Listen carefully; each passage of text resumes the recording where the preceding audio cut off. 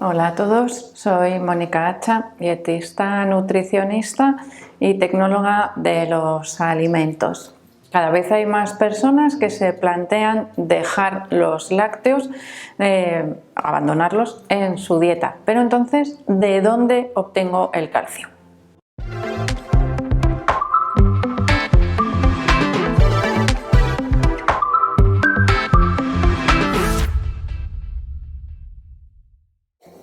Si por la razón que sea, bien una intolerancia, una alergia, problemas digestivos o una decisión simplemente personal, has pensado o has decidido dejar de consumir lácteos, es importante que tengas en cuenta que el aporte de calcio de los lácteos deberíamos obtenerlo también de otros alimentos. ¿Esto por qué os lo digo? Que actualmente los estudios nos dicen que la mayoría del calcio que obtenemos a través de la dieta lo obtenemos precisamente de los lácteos y que las personas que no consumen lácteos parece que no se preocupan demasiado de buscar alimentos que proporcionen ese calcio y suelen tener con mayor facilidad problemas a nivel de los huesos asociados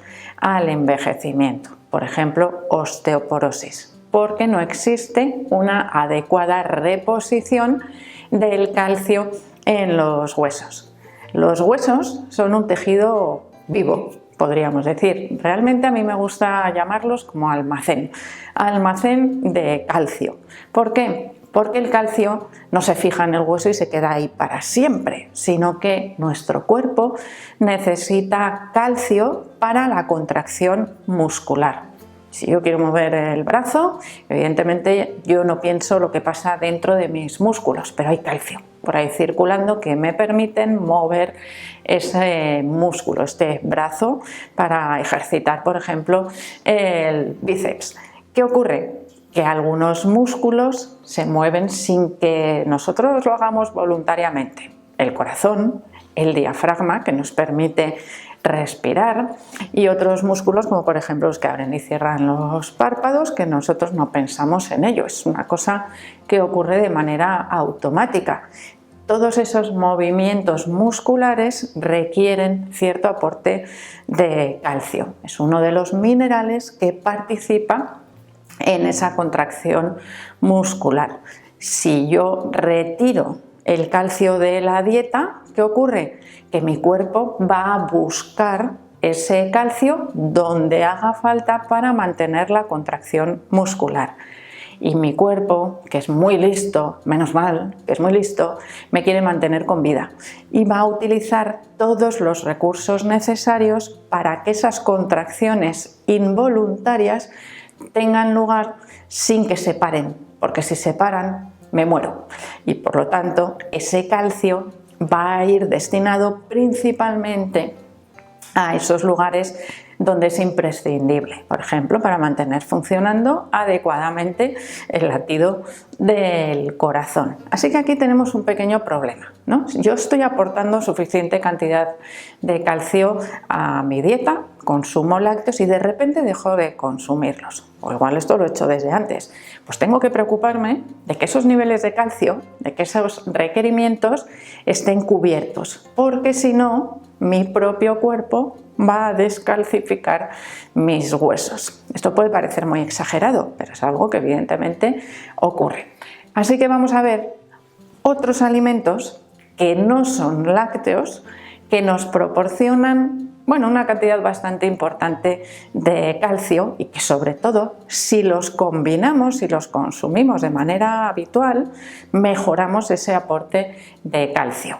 Porque todo el calcio que quitemos del hueso sería muy interesante que lo repongamos de manera adecuada para evitar esa descalcificación que supone una fragilidad del hueso, por lo tanto un aumento del riesgo de fracturas y una pérdida, vamos a decir, de calidad de vida. Así que vamos a ir ya ahora sí con esos alimentos. Por un lado tenemos alimentos de origen vegetal que nos proporcionan cierta cantidad nada despreciable de calcio. Por un lado, las verduras de hoja verde, espinacas, acelgas, berza, la col verde, brócoli. Cuanto más verde, más cantidad de calcio contendrán esas verduras. Es mejor consumirlas cocinadas que crudas para obtener el calcio. ¿Por qué? Porque estas verduras, especialmente las espinacas, contienen una sustancia que se llama oxalatos, que se fijan al calcio e impiden que nosotros lo podamos absorber o que lo podamos utilizar allí donde nos hace falta. Es como si fuese un precipitante de ese calcio y lo inutiliza. Por lo tanto, vamos a tratar de consumir las verduras cocinadas, especialmente las espinacas, aunque con tiempos no muy altos de cocción, para evitar la pérdida de nutrientes. A mayor tiempo y temperatura, mayor pérdida de nutrientes en el cocinado de los vegetales, algo que tenemos que evitar. Dentro de los alimentos vegetales tenemos otro grupo que también tiene un alto contenido en calcio. Serían los frutos secos y las semillas. Sobre todo, destacamos entre los frutos secos las almendras. Son las que contienen mayor cantidad de calcio. Y entre las semillas de sésamo. Si tuviéramos que hacer una valoración global del calcio de los alimentos, ganarían las semillas de sésamo. Efectivamente, las semillas de sésamo son el alimento que contiene mayor cantidad de calcio. Pero, ¿qué ocurre? Que a veces los otros componentes que tienen las semillas, pues nos pasa como en el caso de las espinacas. Las semillas de sésamo tienen también componentes que se unen, se pegan a ese calcio y que por lo tanto nos pueden disminuir en parte la absorción de ese calcio. Por lo tanto, la biodisponibilidad del calcio de las semillas de sésamo es inferior a lo que realmente estamos consumiendo. Por lo tanto, sí es el alimento que contiene más sésamo, pero no es el que tiene mejor biodisponibilidad, sobre todo si lo comparamos con el calcio de los lácteos. ¿Pero qué ocurre? Es algo más a sumar, suma y sigue en la dieta libre de lácteos y sería un alimento muy interesante a incluir tanto como semilla, por ejemplo en una ensalada, un puñadito de semillas de sésamo que le dan un toque crujiente, delicioso, o en forma de tahini, que sería una mantequilla preparada, una crema preparada con esas semillas de sésamo y que pueden favorecer su absorción porque tienen la cascarilla ya triturada y todos esos componentes más fácilmente absorbibles. Vamos con más alimentos. Las legumbres. Entre las legumbres destacaría como tal los garbanzos. Aunque nos ocurre otra vez lo mismo, que no tienen una gran absorción ese calcio. Pero ya sabéis, poquitos, al final tenemos una buena cantidad de calcio en la dieta. Dentro del grupo de las legumbres se encuentra la soja. El tofu, que es un derivado de la soja, es un alimento muy rico en calcio, porque se utiliza para coagular, para fermentar ese tofu, esa leche de soja. Por lo tanto, sería un buen alimento a incluir para mejorar también ese aporte de calcio cuando tenemos una dieta libre de lácteos. También tenemos un alimento, en este caso, bueno, un poquito más concreto, de origen animal, que nos favorece la absorción o el aporte de calcio, y sería el pescado de pequeño tamaño, ese que nos comemos con espinas. En fresco es difícil, pero tenemos una versión, vamos a decir, manipulada, ¿no? Industrial, una conserva de pescado, por ejemplo, incluso sardinas un poco más grandes o sardinillas, que nos las comemos con espina y todo. En ese caso, la espina de esos pescados, que está muy blandita y se puede comer, sobre todo cuando son de pequeño tamaño, nos proporciona una alta cantidad de calcio y además con una buena biodisponibilidad. Por lo tanto, sería también un alimento muy interesante a incluir en la dieta para mejorar aporte de omega 3 y aprovechamos el pescado azul, vitamina D y también ese calcio. Así que bueno, un alimento muy beneficioso para utilizar como sustitución del calcio de los lácteos.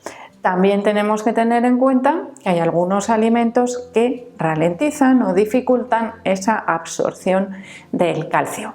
Y ya no hablo de los posibles antinutrientes que tengan los alimentos, como os he dicho en el caso de las espinacas, sino que son alimentos, mejor dicho, bebidas de consumo habitual o frecuente después de las comidas y que pueden afectar a la absorción del calcio que hemos preparado en esa comida.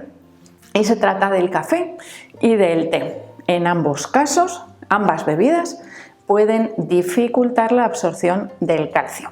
¿Qué tenemos que hacer? Separarlas de las ingestas principales cuando queremos mejorar esa absorción del calcio de la dieta. Así que ese cafetito o ese té o infusión después de cenar o después de comer, pues igual no nos resulta tan beneficioso, sino que tenemos que separarlo un poquito para favorecer esa absorción del calcio que hemos ingerido con los alimentos. Y eso es algo importante también a tener en cuenta, porque podemos estar poniendo muchísimos alimentos ricos en calcio y conseguir poca absorción porque no lo estamos ingiriendo de la manera adecuada. Así que tenerlo también en cuenta.